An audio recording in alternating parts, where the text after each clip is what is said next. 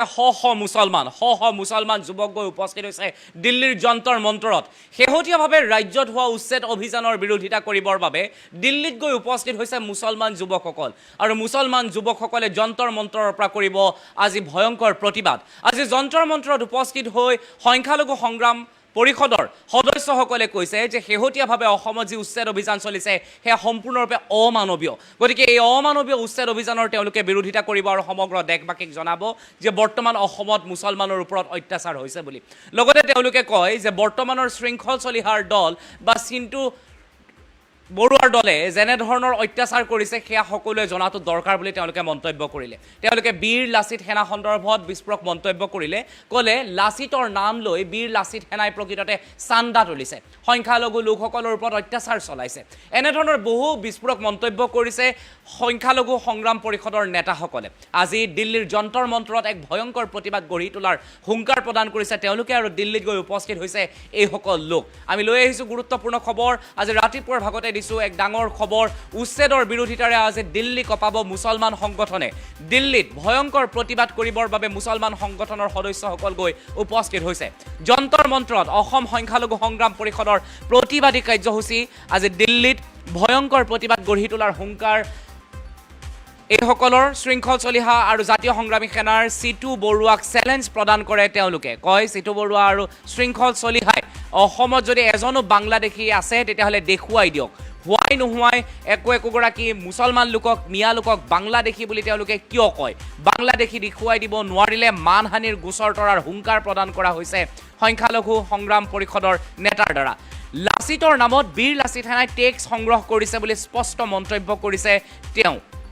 লগতে কৈছে হিন্দু মুছলমানৰ মাজত কাজিয়াৰ সৃষ্টি কৰিছে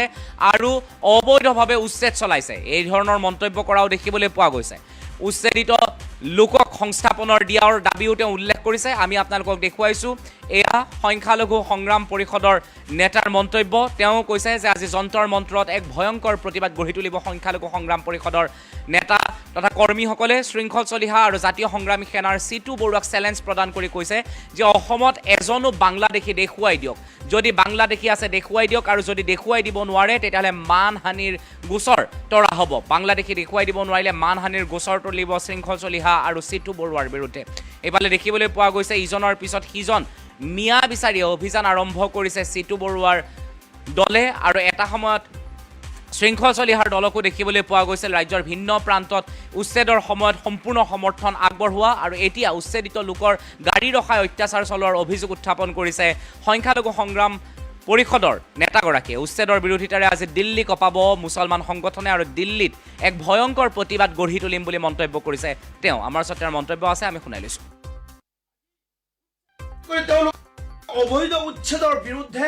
আমি অসম সংখ্যালঘু সংগ্ৰাম পৰিষদৰ কেন্দ্ৰীয় সমিতিৰ সজাতি দল আহি দুদিন ধৰি আমি উপস্থিত হৈছো দিল্লীত। আৰু এয়া যিখিনি পৰিৱেশ বৰ্তমান শেহতীয়া পৰিৱেশ, প্ৰত্যেকটো উচ্ছেদৰ বিৰুদ্ধে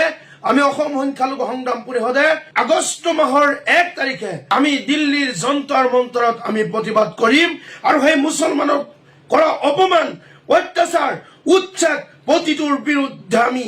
তীব্ৰ প্ৰতিবাদ কৰিম। যিসকল মানুহক উচ্ছেদ কৰিছে তেওঁলোকক অন্য স্থানলৈ যাবলৈ তেওঁলোকক দিয়া নহয়। আমি এটা কথা স্পষ্টভাৱে ক'ব বিচাৰো যে এই উচ্ছেদ কৰি অৰ্থনৈতিকভাৱে আমাৰ অসমখনক দুৰ্বল কৰিছে। আপোনালোকে গম পায় যে গোলাঘাটৰ উৰিয়ম ঘাটত বৃহৎ বৃহৎ তামোলৰ বাগান আছিলে আৰু বিভিন্ন ধৰণৰ তেওঁলোকে অৰ্থনৈতিকভাৱে স্বাৱলম্বী আছিল আৰু সেই মানুহখিনি কৰ্মসংস্থাপন পাইছিলে। তাৰপিছত মানুহখিনিক উচ্ছেদ কৰাৰ পিছত আপোনাৰ বীৰ লাচিত সেনা নামৰ সংগঠনটিয়ে আপোনাৰ লাচিত বৰফুকনৰ নামত তেওঁলোকে টেক্স কালেক্ট কৰি আৰু যিসকল ল'ৰাই জীৱনত কোনো ধৰণৰ কাম কাজ কৰি খোৱা নাই সেই ল'ৰাখিনি আড্ডা পাৰা ল'ৰাখিনি ওলাই আহি পেলাই আজি মানুহখিনিৰ ওপৰত অত্যাচাৰ কৰিছে। ইয়াত কোনো ধৰণৰ বাংলাদেশী মানুহ নাই। মানুহখিনি কৰবাত যাবলৈ লয় গাড়ীবোৰ তাত ৰখাই দিয়া হয়, সেই মানুহখিনিৰ ওপৰত অত্যাচাৰ কৰা হয়। আজি যদি এনে পৰিস্থিতি অসমত সৃষ্টি হয়, মনত ৰাখিব এয়া কেৱল মুছলমানৰ বাবে তেওঁলোকে উচ্ছেদ কৰা নাই আৰু বিভিন্ন ধৰ্মাৱলম্বী লোকসকলক তেওঁলোকে উচ্ছেদ কৰিছে। আজি উচ্ছেদ কৰি কৰি তেওঁলোকে কোটি কোটি টকা খৰচ কৰি আছে, কিন্তু তাৰ পৰা 1 টকাও অসমৰ বাবে অৰ্থনৈতিক উন্নতি কৰিব পৰা নাই যে আমি যিসকল মানুহ উচ্ছেদিত মানুহক সংস্থাপন অবিহনে আপোনাৰ কোনো ধৰণৰ উচ্ছেদ কৰিবলৈ মনা কৰিছিল আমি অসম সংখ্যালঘু সংগ্ৰাম পৰিষদে পুনৰ সংস্থাপন দিয়া নাই মানুহখিনি ক'ত থাকিব কেনেকে খাব কেনেকে চলিব সৰু সৰু ল'ৰা ছোৱালীৰ তেওঁলোকৰ শৈক্ষিক ভৱিষ্যত কি এইটো চিন্তা চৰকাৰে কৰা নাই তাৰ বিৰুদ্ধ আমি অসম সংখ্যালঘু সংগ্ৰাম পৰিষদে কৰিছো কিন্তু আজি দেখা পালো মই যে জাতীয় সংগ্ৰামী সেনা অসমৰ সভাপতি সিতু বৰুৱা ডাঙৰীয়াই আমাক কৈ আছে আমি বাংলাদেশী আমি চ্যালেঞ্জ কৰিছো প্ৰত্যাহ্বান জনাইছো সিতু বৰুৱাক আমি যদি বাংলাদেশী আপোনালোকক প্ৰত্যাহ্বান জনালো বাংলাদেশী উলিয়াই যাওক অন্যথা সিতু বৰুৱা নামৰ এইজন ব্যক্তিৰ ওপৰত আমি মানহানি গোচৰ তৰিম কাৰণ এই মানুহজন এজন ভদ্ৰ ল'ৰা আছিলে অশৃংখল যদি আৰু লগত থাকি আজি অসমখনত হিন্দু মুছলমানৰ কাজিয়া লগাবলৈ মানুহখিনিৰ ওপৰত অবৈধ বাংলাদেশী শব্দ কৈ মানুহখিনিৰ ওপৰত অত্যাচাৰ কৰিছে গতিকে কওঁ আমি সংখ্যালঘু সংগ্ৰাম পৰিষদক কোনোবাই বাংলাদেশী কৰে আমি কাৰো কথা আমি কিয় নকৰো আমি এখন স্বাভিমানী অসমৰ কাৰণে আমি কাম কৰিছো আৰু এইখন অসমৰ ভিতৰত আমি সদায় ৰাইজৰ হকে কাম কৰিছো ৰাইজক লৈ আগুৱাইছো অসমৰ স্বাৰ্থত কাম কৰিছো অসমীয়াৰ স্বাৰ্থত কাম কৰিছো কোনোবা সিতু বৰুৱা শৃংখলচলীয়া আৰু অভদ্ৰ কিছুমান কৰ্ম সংস্থাপন নথকা দালাল চক্ৰৰ যিসকল টেক্স কালেক্ট কৰা তেওঁলোকে নাম লগাই সংগ্ৰাম কৰে বুলি কয় তেওঁলোকক প্ৰত্যাহ্বান জনাইছে এইখন অসমত ঐক্যবদ্ধ হৈ চলিব বিচাৰিছে অবৈধ উচ্ছেদৰ বিৰুদ্ধে আমি অসম সংখ্যালঘু সংগ্ৰাম পৰিষদৰ কেন্দ্ৰীয় সমিতিৰ সজাতি দল আহি দুদিন ধৰি আমি উপস্থিত হৈছো দিল্লীত আৰু এয়া যিখিনি পৰিৱেশ বৰ্তমান শেহতীয়া পৰিৱেশ প্ৰত্যেকটো উচ্ছেদৰ বিৰুদ্ধে আমি অসম সংখ্যালঘু সংগ্ৰাম পৰিষদে আগষ্ট মাহৰ 1 তাৰিখে আমি দিল্লীৰ যন্তৰ মন্তৰত আমি প্ৰতিবাদ কৰিম আৰু সেই মুছলমানক কৰা অপমান অত্যাচাৰ উচ্ছেদ প্ৰতিটোৰ বিৰুদ্ধে আমি তীব্ৰ প্ৰতিবাদ কৰিম যিসকল মানুহক উচ্ছেদ কৰিছে তেওঁলোকক অন্য স্থানলৈ যাবলৈ তেওঁলোকক দিয়া নহয় আমি এটা কথা স্পষ্টভাৱে ক'ব বিচাৰো যে এই উচ্ছেদ কৰি অৰ্থনৈতিকভাৱে আমাৰ অসমখনক দুৰ্বল কৰিছে আপোনালোকে গম পায় যে গোলাঘাটৰ উৰিয়ম ঘাটত বৃহৎ বৃহৎ তামোলৰ বাগান আছিলে আৰু বিভিন্ন ধৰণৰ তেওঁলোক অৰ্থনৈতিকভাৱে স্বাৱলম্বী আছিল আৰু সেই মানুহখিনি কৰ্ম সংস্থাপন পাইছিলে তাৰপিছত মানুহখিনিক উচ্ছেদ কৰাৰ পিছত আপোনাৰ বীৰ লাচিত সেনা নামৰ সংগঠনটিয়ে আপোনাৰ লাচিত বৰফুকনৰ নামত তেওঁলোকে টেক্স কালেক্ট কৰি আৰু যিসকল ল'ৰাই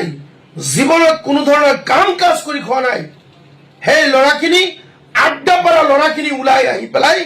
আজি মানুহখিনিৰ ওপৰত অত্যাচাৰ কৰিছে ইয়াত কোনো ধৰণৰ বাংলাদেশী মানুহ নাই মানুহখিনি কৰবাত যাবলৈ লয় গাড়ীবোৰ তাত ৰখাই দিয়া হয় সেই মানুহখিনিৰ ওপৰত অত্যাচাৰ কৰা হয় আজি যদি এনে পৰিস্থিতি অসমত সৃষ্টি হয় মনত ৰাখিব এয়া কেৱল মুছলমানৰ বাবে তেওঁলোকে উচ্ছেদ কৰা নাই